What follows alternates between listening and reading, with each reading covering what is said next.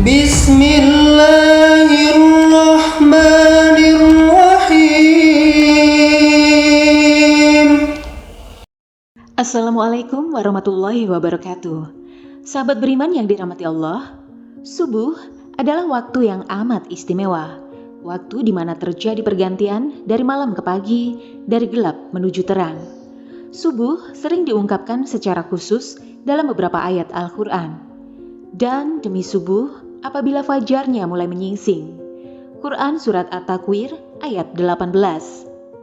Katakanlah, aku berlindung kepada Tuhan yang menguasai subuh. Quran Surat Al-Falaq ayat 1. Jika kita sering bangun pagi dan mendengarkan azan subuh, tentu kita akan mendengar kalimat As-sholatu khairum minan naum, yang artinya, sholat lebih baik daripada tidur. Kalimat tersebut tidak terdapat pada azan di waktu sholat lain. Dalam kalimat tersebut, Allah memberikan isyarat kasih sayang pada hambanya. Pada waktu tersebut, diperintahkan untuk menjalankan sholat subuh. Waktu subuh sendiri memiliki banyak kejadian besar dan keistimewaan. Yang pertama adalah disaksikan oleh para malaikat. Subuh begitu istimewa bagi umat Islam hingga Allah Subhanahu wa Ta'ala menurunkan perintah sholat subuh. Sebagaimana firman-Nya dalam Quran Surah Al-Isra ayat 78. Dirikanlah sholat sesudah matahari tergelincir sampai gelap malam. Dan dirikanlah pula sholat subuh. Sesungguhnya sholat subuh itu disaksikan malaikat. Orang yang menjalankan sholat subuh akan mendapat perhatian Allah pada hari kiamat. Karena berkumpulnya para malaikat malam dan siang di waktu tersebut, di mana para malaikat melaporkan langsung kepada Allah Subhanahu wa Ta'ala apa saja yang dikerjakan hambanya di waktu subuh dan mendoakan kebaikan bagi mukmin. Yang kedua, salah satu penyebab masuk surga. Terkadang kaum mukmin lalai dalam menjalankan sholat subuh, lebih memilih untuk melanjutkan tidurnya daripada bangun untuk melaksanakan sholat. Orang yang menjalankan sholat subuh tepat waktu, baginya akan menjadi jalan masuk surga. Dalam sebuah hadis mengatakan, barang siapa yang mengerjakan sholat berdua, yaitu subuh dan asar, maka dia akan masuk surga. Hadis riwayat Bukhari dan Muslim. Yang ketiga, salah satu penghalang masuk neraka.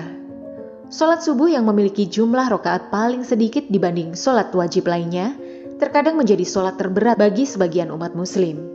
Bagi yang menjalankan sholat subuh, baginya dapat menjadi penghalang masuk neraka. Seperti yang disampaikan dalam hadis berikut. Sekali-kali tidak akan masuk neraka orang yang mengerjakan sholat sebelum matahari terbit di ufuk timur. Hadis riwayat Muslim dan Abu Daud. Yang keempat, berada dalam jaminan Allah. Barang siapa sholat subuh, maka dia berada dalam jaminan Allah. Hadis riwayat Muslim. Orang yang menjalankan sholat subuh mendapat jaminan keselamatan dari Allah. Allah akan memberikan perlindungan sepanjang hari tersebut, membuat hari menjadi lebih bersemangat dan terhindar dari rasa malas. Yang kelima, pahala seperti sholat satu malam. Bagi yang menjalankan sholat subuh berjamaah, Allah memberikan keistimewaan berupa pahala seolah-olah orang tersebut menjalankan sholat sepanjang malam. Dan barang siapa sholat subuh berjamaah, maka seolah-olah dia sholat seluruh malamnya. Hadis riwayat Muslim. Yang keenam, bercahaya di hari kiamat. Bekas wudhu dan langkah kaki orang yang menjalankan sholat subuh berjamaah akan menjadi cahaya di hari kiamat. Menurut Islam, kelak itu akan membedakan dengan umat lainnya dan menjadi jalan untuk mendapat syafaat Nabi Muhammad. Seperti sabda Rasulullah, berikanlah kabar gembira kepada orang yang banyak berjalan dalam kegelapan, yaitu Isya dan Subuh menuju masjid, dengan cahaya yang sangat terang pada hari kiamat kelak. Hadis riwayat Ibnu Majah dan Tirmizi. Yang ketujuh, lebih baik dari dunia.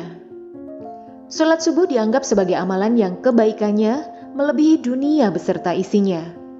2 rakaat sholat subuh itu lebih baik dari dunia beserta isinya. Hadis riwayat Muslim dan Ahmad. Yang kedelapan, melepaskan 3 ikatan setan. Setan senantiasa menjerumuskan manusia untuk menjauhi perintah Allah. Sholat subuh dapat melepaskan diri dari tipu daya setan. Setan membuat 3 ikatan di tengkuk salah seorang dari kalian ketika tidur. Di setiap ikatan, setan akan mengatakan, "Malam masih panjang, tidurlah." Jika dia bangun dan berzikir kepada Allah, lepaslah satu ikatan. Jika dia berwudu, lepas lagi satu ikatan. Jika dia kemudian mengerjakan sholat, lepaslah ikatan yang terakhir. Yang kesembilan, terhindar dari kencing setan. Setan senantiasa punya cara untuk menyesatkan manusia. Mereka tidak pernah lelah menggoda manusia dari segala penjuru. Mereka melakukan tindakan agar manusia menghindari perbuatan-perbuatan yang baik. Dalam sebuah hadis, riwayat Al-Bukhari dan Muslim, Ibnu Mas'ud mengatakan bahwa salah satu tindakan setan yang menyesatkan ialah mengencingi manusia. Orang-orang yang bangun kesiangan hingga lalai dalam menjalankan sholat subuh disebutkan kepada Nabi Muhammad, ada seorang laki-laki yang tidur semalaman hingga waktu pagi dan kehilangan waktu subuh. Maka Rasulullah bersabda, laki-laki itu telah dikencingi setan pada telinganya. Agar terhindar dari hal tersebut, manusia sudah selayaknya bangun di awal waktu subuh dan menjalankan sholat subuh tepat waktu. Yang ke-10, waktu terkabulnya doa. Pada waktu subuh, malaikat siang dan malam berkumpul bersama. Siapa yang menjalankan sholat subuh dan memohon doa akan didoakan oleh seluruh malaikat dan disampaikan langsung kepada Allah Subhanahu wa Ta'ala. Manfaat doa dalam Islam pada kondisi seperti ini memang mustajab. Pada waktu itu adalah tersebarnya rahmat, banyak permintaan yang diberi dan dikabulkan, serta nikmat semakin sempurna. Yang ke-11, waktu pembagian rizki. Pada waktu subuh, malaikat membagi rizki kepada semua umat manusia. Dianjurkan untuk berdoa atau membaca Al-Quran setelah sholat subuh. Barang siapa yang sholat subuh dan memohon rizki, maka Allah akan memberikan keberkahan yang lebih padanya. Rasulullah bersabda, sesudah sholat subuh, janganlah kamu tidur sehingga melalaikan kamu untuk mencari rizki. Hadis riwayat Tabrani. Doa pembuka rizki dari segala penjuru memang sangat tepat jika kita panjatkan 20 datangnya sholat subuh, karena waktu tersebut merupakan awal dari aktivitas. Yang ke-12, waktu yang baik untuk berzikir. Zikir adalah tanda seorang mukmin mengingat dan memuji Allah. Orang yang mengetahui keutamaan berzikir di waktu subuh akan mendapat ketenangan hati dan merupakan waktu yang dianjurkan oleh Allah. Allah Subhanahu wa Ta'ala berfirman, maka bertasbihlah kepada Allah di waktu kamu berada di petang hari dan waktu berada di waktu subuh. Quran Surat Ar-Rum ayat 17. Yang ke-13, mendapat keselamatan. Rasulullah pernah bersabda, sesungguhnya Allah jika menurunkan bala dari langit kepada penduduk bumi, maka Allah akan menghindarkan dari pemakmur masjid. Hadis riwayat Asy'ari. Artinya, orang yang menjalankan sholat subuh berjamaah akan terhindar dari mara bahaya. Contoh yang pernah terjadi adalah ketika terjadi tsunami beberapa tahun silam di Aceh. Jamaah yang sedang sholat subuh di masjid itu terhindar. Padahal jika kita memakai logika, pada saat itu daerah sekitar seutuhnya tersapu oleh tsunami. Yang ke-14, diampuni dosa-dosanya. Allah menjanjikan pengampunan bagi orang-orang yang senantiasa menjalankan sholat subuh dan memohon ampunan atas dosa-dosa pada waktu tersebut. Setelah sholat subuh dianjurkan untuk membaca kalimat Subhanallah wa bihamdi, Subhanallahil azim sebanyak 100 kali. Rasulullah bersabda, barang siapa mengucapkan Subhanallah wa bihamdi, Subhanallahil azim 100 kali dalam sehari, ia akan diampuni segala dosa-dosanya, sekalipun dosanya itu sebanyak buih di lautan. Hadis riwayat Muslim dan Tirmizi.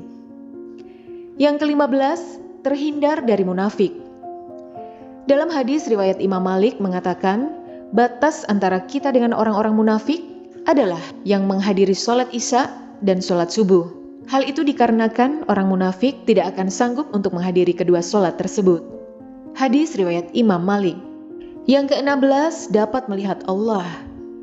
Manusia dapat melihat Allah saat berada di surga nanti. Allah, Zat yang Maha Agung, akan menampakkan dirinya di hadapan hamba-hambanya yang dikehendaki, termasuk di hadapan hamba-hamba yang selalu menjaga sholat subuhnya. Rasulullah bersabda, "Kami sedang duduk bersama Rasulullah ketika melihat bulan purnama. Beliau berkata, 'Sungguh, kalian akan melihat Rob kalian sebagaimana kalian melihat bulan yang tidak terhalang dalam melihatnya. Apabila kalian mampu, janganlah kalian menyerah dalam melakukan sholat sebelum terbit matahari dan sholat sebelum terbenam matahari. Maka lakukanlah.'" Hadis riwayat Bukhari dan Muslim. Yang ke-17, mendapat pahala seperti pahala haji dan umroh. Bagi orang yang menjalankan sholat subuh berjamaah, dilanjutkan dengan berzikir hingga matahari terbit dan ditutup dengan sholat 2 rakaat, akan mendapatkan pahala selain dengan pahala haji dan umroh. Seperti sabda Rasulullah, siapa yang sholat subuh dengan berjamaah, lalu duduk berzikir kepada Allah sehingga matahari terbit, kemudian sholat 2 rakaat, maka ia mendapatkan pahala haji dan umroh sempurna. Hadis riwayat Tirmizi. Sahabat beriman yang dirahmati Allah, mari kita biasakan bangun pagi dan menjalankan sholat subuh tepat waktu. Selain menjalankan kewajiban sebagai umat muslim, sholat subuh juga memberi hikmah berupa melatih kedisiplinan diri dan mencegah rasa malas. Demikian yang bisa saya bagikan. Semoga bermanfaat untuk kita semua. Amin ya robbal alamin. Assalamualaikum warahmatullahi wabarakatuh.